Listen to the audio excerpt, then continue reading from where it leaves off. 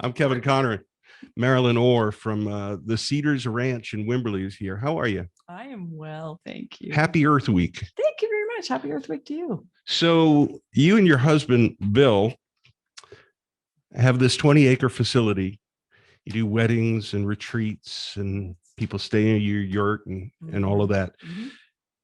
Was there an idea that you wanted to create something and you went to find the right piece of land for it? How did it all start? Yeah, so 13 years ago, we met online. I was in Eastern Canada. Bill was in Western Mass. And we met online, talked all night. And during that first week of talking all night every night, we discovered we shared a dream for a wellness venue, which as a coach makes sense, but he was a Cadillac dealer. That's a little rare to find in Cadillac dealers. So yeah. An environmentally conscious Cadillac dealer. I know, go figure. There's a song there somewhere.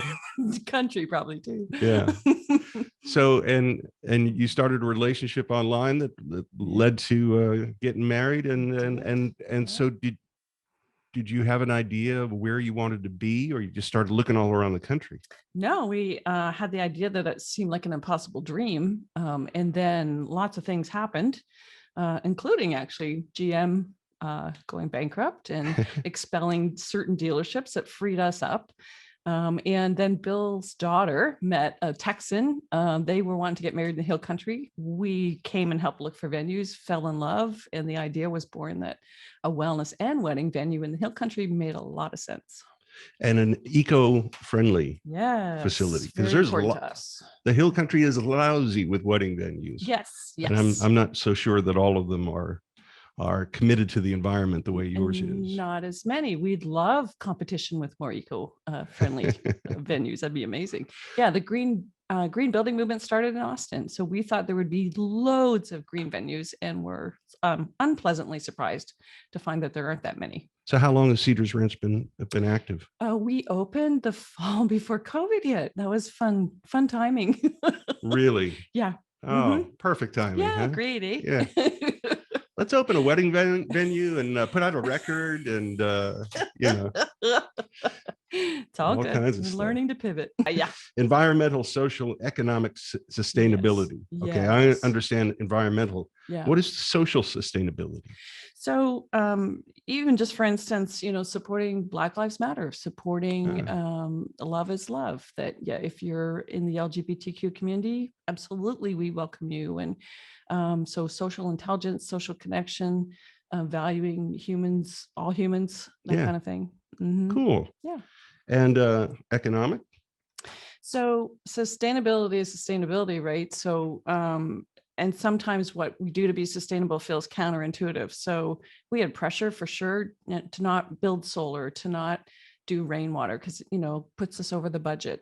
And yet, during snowcopolis, we're watching our solar panels feed the neighborhood. Mm-hmm. And so part of that economic is thinking long-term, not just short-term. And building in those strategies and then finding the people that are your people that will make that sustainable. So I'm also a coach. So sustainability in business it's multi-pronged. What was it about this 20 acres that spoke to you? Said, this is it. Yeah, we knew it too when we were on it. Really? Yeah, we did. We'd looked at a bunch. Part of it's the topography. It's got a nice variety to it. Had a lot of great oak trees, which are beautiful. We actually love some of the cedar trees, which is counterintuitive in these parts. Some of them. Did you see my bumper sticker? No. Death to the cedar. They matter. And anyway, we won't get into the detail. They're not native. But there's some evidence anyway. That's a longer conversation. No, there's some evidence that some of the oak wilt stuff that if you wipe out all the cedar trees near the oak, your oaks are more vulnerable. So there's some interesting research on maybe they do need to be together. I get cedar fever. I feel the pain of that. But I think there's still some value there. Anyway. Okay. So cedars and oaks on 20 acres. Yes. Your buildings are environmentally sustainable. So the first thing we did was a topographical survey of all 20 acres. So we tagged and numbered the trees. Every foot of change in elevation we looked at. So our architects could really design where the buildings go Right. around the trees with the wind direction in mind. Our hall is open air. So it's faced on the building to get the right wind, Uh-huh. and also in the direction to get the best solar. So the whole side is covered in solar panels. We have Tesla batteries. And You know who used to build that way? who? Pioneers. Yeah, they had to, Yeah. right? Like Lyndon Johnson's childhood home out in Johnson City. Yeah. It's built in a certain direction so that they get a breeze through the middle of the building. It was part of the design. That whole breezeway through your building was, the dog trot was part of how we design buildings, instead of all be about air conditioning and closed in. Yeah. So the pitch of the roof of your big place is specifically designed. It is. So it's actually not equal. It's built on purpose to be the right pitch for solar, so that you're looking at it going. So what we wanted to do was, in the actual design of the buildings, highlight the sustainable features, partly as education, right? Uh-huh. So people can see, oh, sustainability is really beautiful, and it's economically viable, and all of those. So is the pitch of the roof a little steeper than most roofs? Is that what's different about it? Nope, it's slightly less steep than the other side. Okay. All right. Yeah. So you get that full effect. Yeah, you got it. Kind of like our roof. Yeah, there Yeah. you go. Sun-powered event center, sun-powered radio. So you're solar powered. You do rainwater collection. Yes.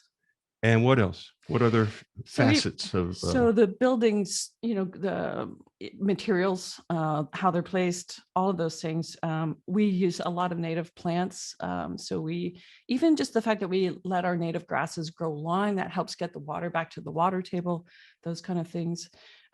We have resources on our website. So weddings, events in general are a really big polluter.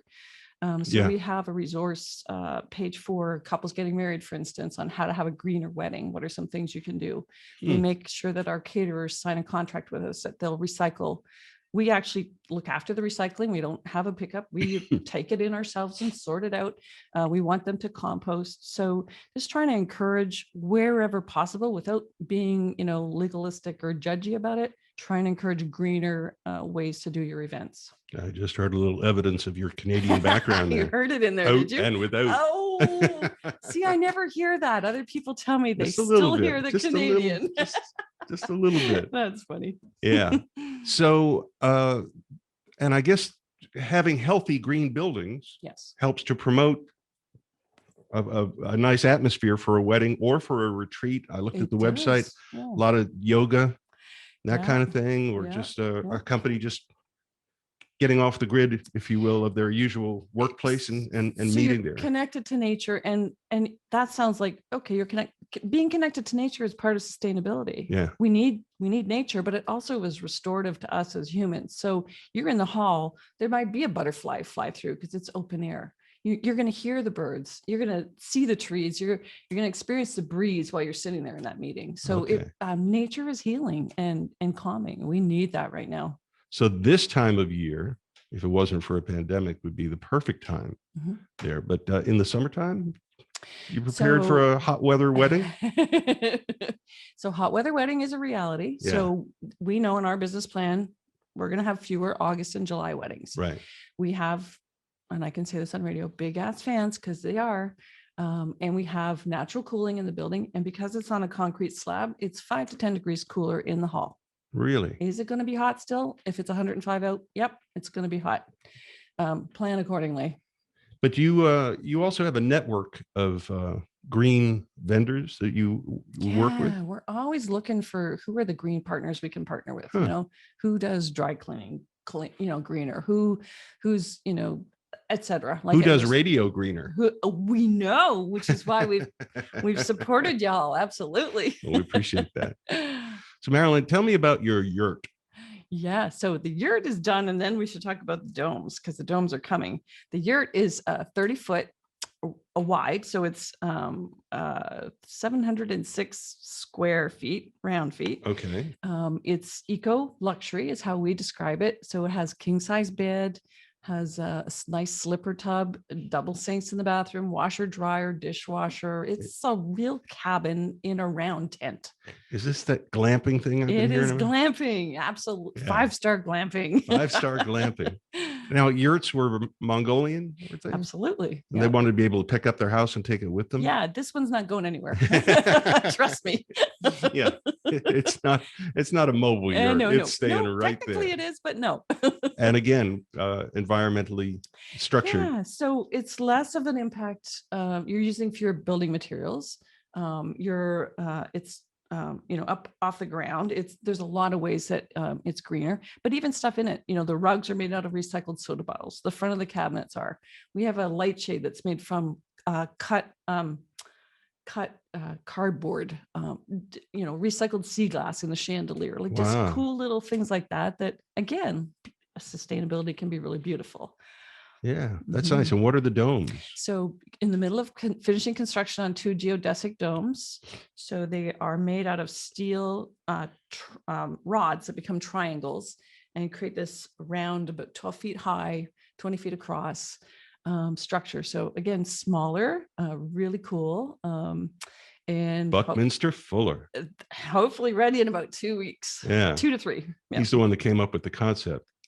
Of geodesic domes. Yeah. That's neat. I didn't know that. Yeah. And he was at a point in his life that he thought, I'm never going to amount to anything. He's on a sand dune in Michigan or something like that. And like, what have I done? I've wasted my life. And then he thought, hey. And it's such a brilliant, strong structure. Yeah. Right? So how many of those are you going to have? We're putting 2 up. Okay. And we've just finished putting up a tenter, a safari platform tent as well, which is completely off the grid. Well, you went in with a plan and you said planning for the long range. What are your long range plans for the Cedars Ranch? Definitely more accommodations. And we love, even one of the domes we're putting in incinerating toilet. And it'll be on the grid. It has, a mini split. But we want to have a variety of places so people that want to experience, smaller homes, tiny houses, what's it like to be off the grid, can come and have an experience and hopefully inspire them to do something different in their own life. Yeah, very cool. Yeah, it's fun. Well, for the average person living in a suburban neighborhood, if you will, where would you, and they say, I'm inspired by this. I want to start being greener in my little 1/4 of an acre. Yeah. Where would you start? Some simple things like start composting your stuff at home. There's a real variety of ways that you can do that easily. Some of it you can put into your own little garden. But it just takes a lot out of the landfill. We've been composting for a long time, and it's amazing how much it just breaks down and reduces your garbage load. That's a simple one. I think when you're picking products, look for ones that have less packaging, that are greener. I just found a laundry soap I love. It comes in little sheets. So I've got a year's worth of laundry in this little box versus how many plastic containers would that have been otherwise? Right. So I think, and then support local businesses that have done the effort of doing something green or trying to be more sustainable, because there is an extra price tag. So, supporting local businesses that. Don't you have a Facebook page of those local businesses? We have lots of contacts on our website of other green vendors. Absolutely. And the website is? thecedarsranch.com. All right. Well, it's cool. It's interesting how you just went looking for a nice piece of ground and you found it here in Central Texas. Well, and Wimberley has really been a shining light in commitment to sustainability as a community. So as we looked around the hill country, it just really stood out. So we knew we wanted Wimberley, and then found this piece just after the flood, actually. Really? Oh, boy. Yeah. What is it? River Road? You can still see the effects of it. Yeah. But didn't they say, hey, please, I know that you'd probably aesthetically like to get rid of this, but leave it because things will grow back. Yeah. Oh yeah. The cleanup of the riverfront was really important because, I like to clean, and they're like, no, leave the trees, it really matters ecologically that you let stuff grow up around. My first tendency is to want to clean everything up, but it actually was not best practice. Yeah. Yeah. It's a beautiful community. It is. I'll have to come down and see you and try out this glamping thing. Come visit. I've never glamped. I've camped. Well, this is way a step up from camping. Yeah. All the luxuries. Very cool. Marilyn Orr, thank you so much. Thank you. Great to meet you. Great to meet you and be here. Yeah. Thank you.